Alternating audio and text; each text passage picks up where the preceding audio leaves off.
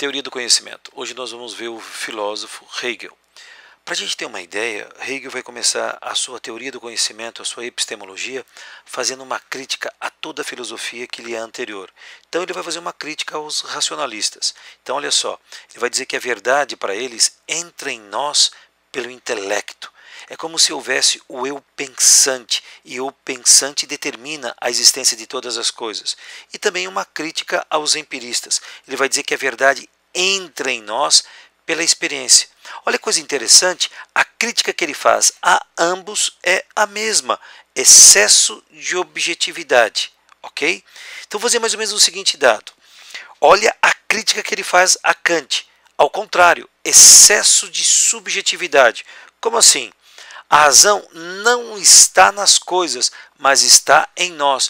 Portanto, Kant colocou quem no centro da teoria do conhecimento? Colocou o sujeito cognoscente, o sujeito que conhece as coisas.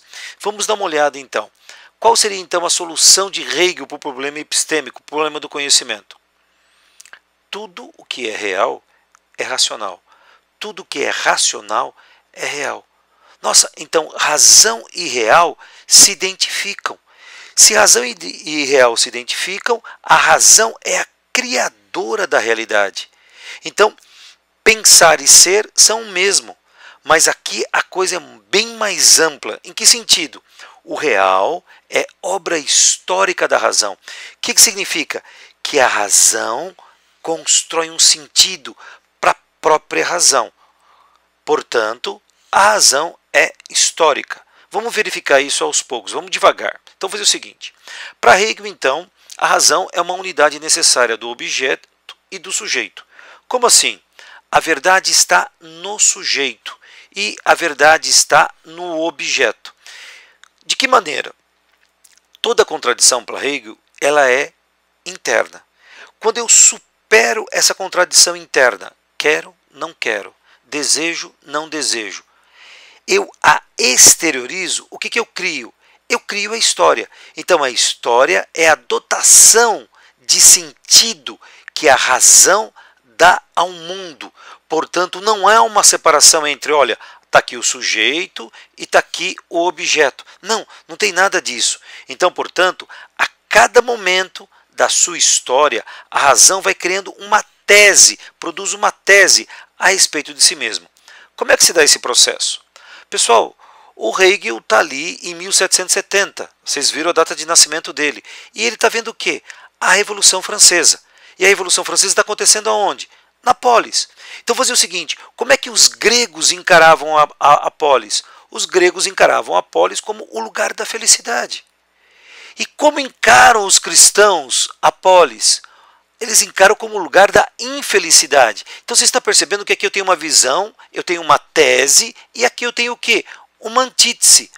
Olha só o que o Hegel vai fazer com essa noção. Então vou fazer o seguinte, o racionalismo e o empirismo, eles são dois pensamentos contraditórios. Eu tenho aqui o pensamento racionalista do Platão e do Descartes, que eu tenho o que aqui? Uma tese. E eu tenho aqui o empirismo. Como é que ele encara o empirismo? Como uma antítese. Portanto, como uma negação da tese. Ó, tese, afirmação. Aqui eu tenho uma antitese, que é uma negação. Qual seria a tentativa de superação? O kantismo. Como é que ele funcionaria? Como uma síntese. O que seria a síntese? A negação da negação. Mas como é que seria esse movimento de tese, antítese e síntese? Esse movimento, Hegel vai chamar de dialética. Portanto, a tese é uma afirmação, a antítese é a negação e a síntese é a negação da negação. Esse processo é a solução hegeliana para o conhecimento. Essa transformação que nós vemos no cotidiano, nos conteúdos no qual nós visualizamos o mundo, não passa de obra racional da própria razão. Então, olha, por exemplo, quando se criou a tese do racionalismo, quem criou? A razão. Quem criou a antítese da própria tese, que é o empirismo? A razão. A razão criou a tese. Quem criou o kantismo?